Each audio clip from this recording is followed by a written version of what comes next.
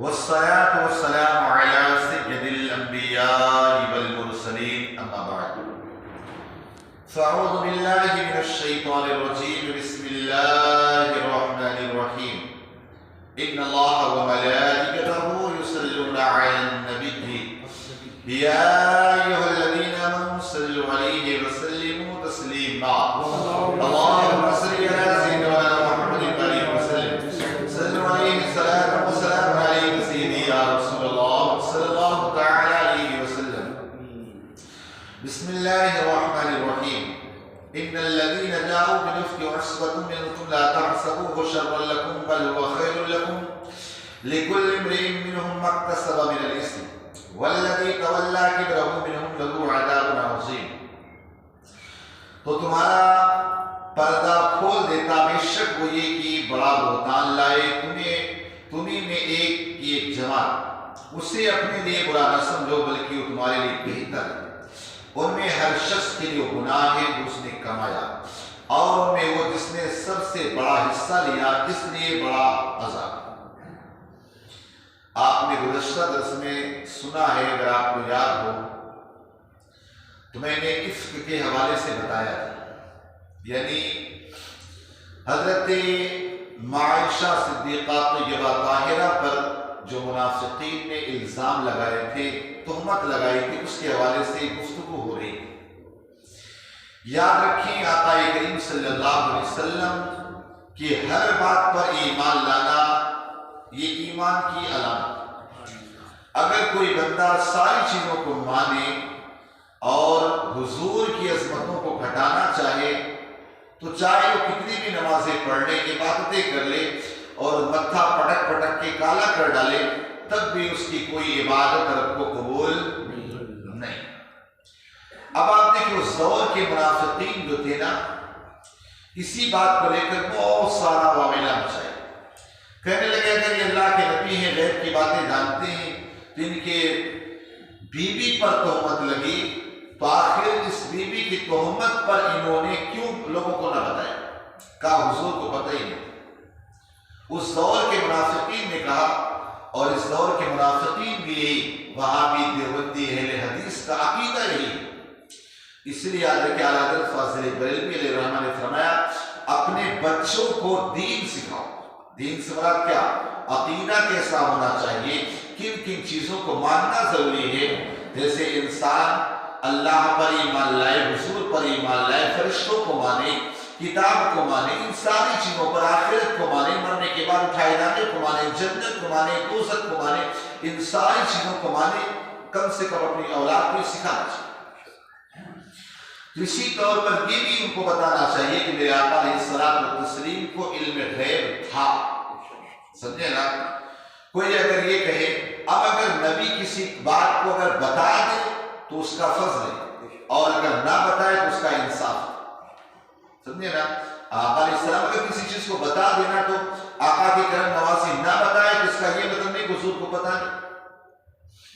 ظاہر سی بات ہے اگر میرے گھر میں کوئی الزام لگے اور میں صفائی کو کہا میں ان کی بیوی ہے اس وجہ سے، لیکن اگر باہر کا کوئی آدمی اس طور پر کہے نا تو اس انسان کا نہیں ہے بس.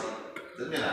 تو آقا کریم صلی اللہ علیہ وسلم کی بہت ساری حکمتوں میں سے ایک حکمت یہ بھی تھی آقا علیہ السلام کو کہ میری عائشہ کی برات کا اظہار، پاکی کا اظہار میں نہیں بلکہ میرا رب کرے، میرا رب کرے.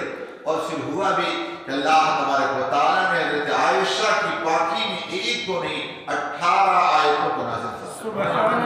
18 آیتیں.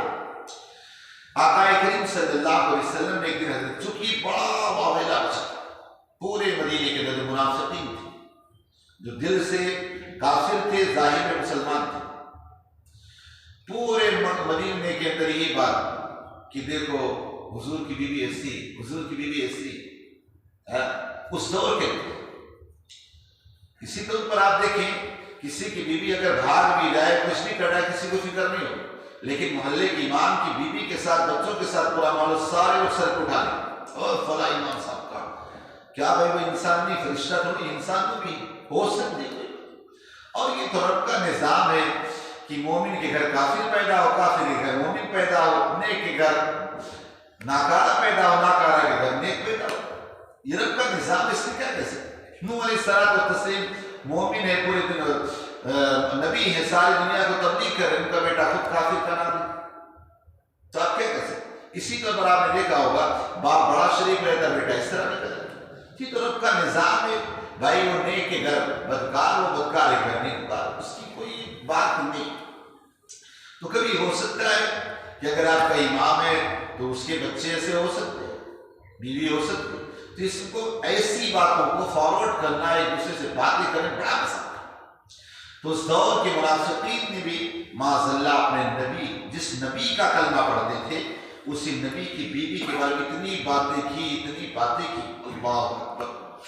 اور آج یہ لوگ یوہابی دیوبندی جو ہے یہ کہتے ہیں، اگر ہم کہہ دیتے تو لوگوں کو برا لگتا ہے، یار وہ بھی تو نماز پڑھتے ہیں، نماز پڑھنے سے کوئی مسلمان ہوتا ہے؟ یہ تو کہہ رہے ہیں اس کو کون ذمہ دار ہے؟ ان کے علماء جس کو یہ فالو کر رہے ہیں اس کی کون ذمہ دار ہے بتائیے ذرا میرے؟ ان کے علماء آج ان کی کتابوں میں لکھے معاذ، اور اگر آپ ان کے یہاں جاؤ تو بھی سن بھی لوگے کہ دیکھو نبی کو علم غیب نہیں تھا، نبی کو پتہ نہیں تھا، اس وجہ سے انہوں نے حضرت عائشہ کی پاکی کا اعلان نہیں کیا، سمجھے نا؟ اس دور کے اندر بھی بہت ساری باتیں ہو رہی تھی، تو آقا کریم صلی اللہ علیہ وسلم نے ارشاد فرمایا، اے عمر، یہ سب لوگ باتیں کر رہے کیا؟ حضرت عمر رضی اللہ عنہ ایمان دیکھیے، حضرت عمر فرماتے ہیں، یا رسول اللہ صلی اللہ علیہ وسلم، جو رب اپنے محبوب کے جسم پر مکھی نہ بیٹھنے دے تو وہ رب کو کب گوارا ہوگا کہ کوئی بدکار عورت آپ کے نکاح میں آئے؟ آقا علیہ السلام کے جسم پر مکھی نہیں بیٹھتی، سمجھے نا؟ ابھی جو الزام لگاتے ہیں نا، ایک مکھی بھگاتے بھگاتے پتہ ہی پسینہ چھوڑتے ہیں، سمجھے نا؟ ان کے دیکھو ذرا، تو آقا حضرت عمر نے اس کے حضور ایسا نہیں ہو سکتا ہے۔ حضرت عثمان غنی کو کہا، حضرت عثمان غنی رضی اللہ تعالیٰ عنہ نے ارشاد فرمایا، عرض کیا حضور، جو رب آپ کا سایہ نہ رکھا ہو، آپ کا سایہ زمین پر پڑے اور کسی کا پیر پڑ جائے، جس رب کو یہ گوارا نہ ہو، وہ کب چاہے گا کہ آپ کی اہل میں، آپ کی بیویوں میں کوئی ایسی ناکارہ اور بدکار عورت آ جائے؟ حضرت مولا کائنات علی مرتضیٰ رضی اللہ تعالیٰ عنہ کہتے ہیں کہ حضور، جو رب یہ گوارا نہ کرے کہ آپ کے نالین میں جوں کا پھول لگ جائے تو رب کو گوارا نہ ہو، حالت نماز میں اتروا دے، وہ رب کب گوارا کرے گا کہ آپ کے نکاح میں سے کوئی بدکار عورت ہے؟ اصل میں ہوا یہ کہ آپ اس زمانے کے اندر چونکہ کچی مسجدیں وغیرہ ہوتے تھے، لوگ اپنے جوتے پہن کر بھی نماز پڑھ رہے تھے، سمجھے؟ آج اجازت نہیں، آج بہترین ماربل لگا ہوا، ٹائلس لگے ہوئے، زبردست ہے۔ اس زمانے کے اندر آج اگر کوئی پڑھے اگر اس میں ناپاکی نہ ہو جوتے چپل میں، اور خاص مسجد کے لیے رکھا ہے تو پڑھ سکتا ہے، لیکن وہ ادب کے خلاف ہے۔ کیوں؟ آج اس کی ایسی کوئی ضرورت نہیں، ایسی کوئی ضرورت نہیں، بہترین مست۔ یہاں کو چونکہ یہاں کے ٹرسٹی بیچارے تھوڑا غریب ہیں، ورنہ تو دوسری مسجدوں میں غریب علاقوں میں چلے جانا تو وہاں بہترین گالیچے ملیں گے، بہترین مسجد ٹناٹن، یہاں ٹرسٹ تھوڑا غریب ہے بیچارہ، کیا ہے، سمجھے نا؟ اس وجہ سے تھوڑا رہتا ہے، آپ لوگ اسی پہ نماز پڑھتے ہیں، کوئی بات نہیں۔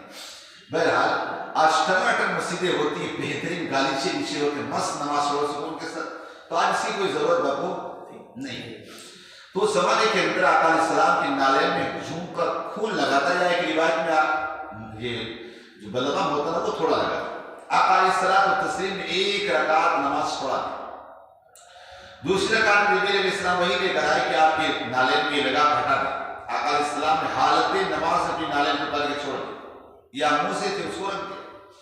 سارے صحابہ کرام نے اپنے اپنے موزوں کو نکالا رکھ دیا، کیا کیا؟ سارے صحابہ نے اپنے اپنے موزوں کو نکالا رکھ دیا۔ اب آج کو وہاں بھی ہوتا تھا، وہ کیا کہتے ہیں، ارے اللہ کی نماز پڑھ رہے تو یہ کیسے ہو سکتا ہے، سمجھے نا؟ صحابہ نے اب اس کو جب نکال لیا، نماز کے بعد آقا علیہ الصلوۃ والتسلیم نے فرمایا کہ تم لوگوں نے اپنے اپنے جوتوں، اپنے موزوں کو یا اپنی نالین کو کیوں نکال دیا؟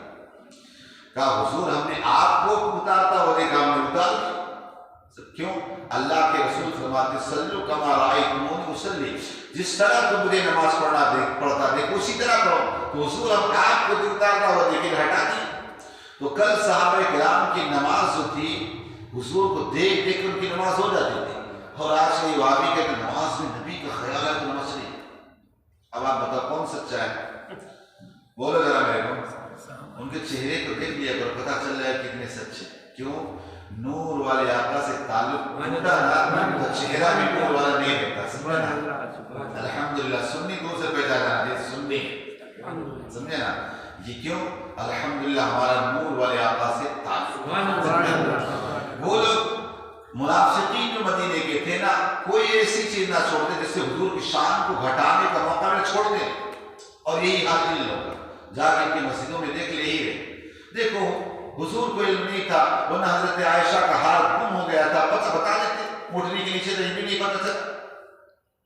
اس طرح کی باتیں کہتے اس ان کے شان گھٹانے سے کوئی گھٹے گا. ورفعنا لک ذکرک کا ہے کچھ پر سایہ. سمجھے نا؟ کبھی ایسا نہیں ہو سکتا. تو منافقین ڈھونڈتے تھے اسی طرح کی باتیں.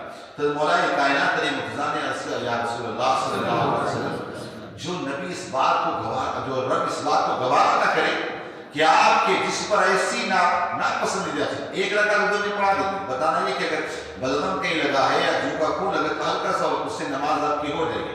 لیکن رب کو یہ گوارا نہیں ہے کہ میرے محبوب پر ایسی ناپسندیدہ چیز جس پر لگی اتار. اب آپ دیکھیں آپ فرض کیا حضور جب اللہ اتنا پسند نہ کرے تو کب گوارا کرے گا آپ کے نکاح میں سے کوئی بدکار یا اس قسم کی عورت ہو. سارے لوگوں نے یہ بات کی لیکن منافقین اس بات کو خوب اویلا بچا. اللہ تبارک و تعالیٰ نے آیت کریمہ نازل 1:18 اور فرمایا محبوب یہ جو الزامات لگا بہت کا آپ کے لیے تو اچھا ہے اور پاکی اور لوگ حضرت عائشہ کی شان کو عظمت کو سمجھے. اب آپ دیکھیے شیعہ لوگ ہیں حضرت عائشہ کو معذرت کیا کہ اس انہی آیت کو سہارا لے کر کے وہ حضرت عائشہ پر کیسے کیسے تبرہ کرتے معذرت. حضرت عائشہ صدیقہ آقا علیہ السلام کو بڑی محبوب تھی بڑی پیاری تھی. دو ازواج ایسے سب سے آقا پیار فرماتے ہیں لیکن دو سے بہت زیادہ ایک ماں خدیجہ سے اور ایک ماں امی عائشہ سے. ان دو سے بہت پیار تھا. وجہ کیا ہے؟ جب آقا علیہ السلام نے اعلان نبوت فرمایا تو سب سے زیادہ اگر کسی نے ساتھ دیا تو ماں عائشہ ماں خدیجہ نے مال سے سب کچھ سے.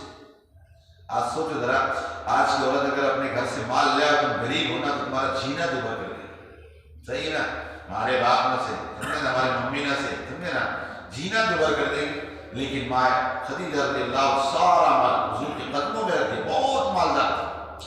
کہا حضور یہ سب کچھ آپ ہی کا. اور حضرت ماں عائشہ سے کیوں؟ اس امت کا آدھا دین نہ ماں عائشہ سے ہم کو ملا. ماں عائشہ سے ملا. آج یہ لوگ اعتراض کرتے نا کہ حضور نے تو بہت چھوٹی عمر کی لڑکی سے نکاح کر لیا اپنے دوست ابو بکر کے. حضور نے جتنے بھی نکاح فرمائے نا ہر کے پیچھے کوئی نہ کوئی حکمت سب کے پیچھے کوئی نہ کوئی حکمت. بغیر حکمت ہی کوئی نہیں. اس لیے کہ اگر عورت والی اگر بچے والی عورت ہوگی نا اس کا دماغ اتنا تیز نہیں ہوگا. لیکن اگر کماری لڑکی ہوگا تو اس کا دماغ تیز ہوگا. آپ دیکھو نا حالت لڑکیاں کیسے فرسٹ نمبر لے کر کے آتی فرسٹ رینک یہ سب لے کر آتی. تو لڑکیاں جو ہوتی نا شادی سے پہلے بہت ان کا مائنڈ چلتا ہے. تو آقا علیہ السلام اس لیے بھی کہا فرمایا تھا کہ میری امت کا دین میری امت کی عورتوں کا دین میری عائشہ کے لوگوں تک پہنچے. تو آدھا دین میں عائشہ سے پہنچا اتنا پیار فرما دے. تو جب حضرت عائشہ رضی اللہ تعالیٰ عنہ اپنے ماں کے گھر تھی اور یہ بات چل رہی تھی اس وقت آگے آیت کریمہ پھر رہے گی انشاءاللہ کل بتاؤں گا. اللہم صلی علی سیدنا مولانا محمد وسلم صلی اللہ علیہ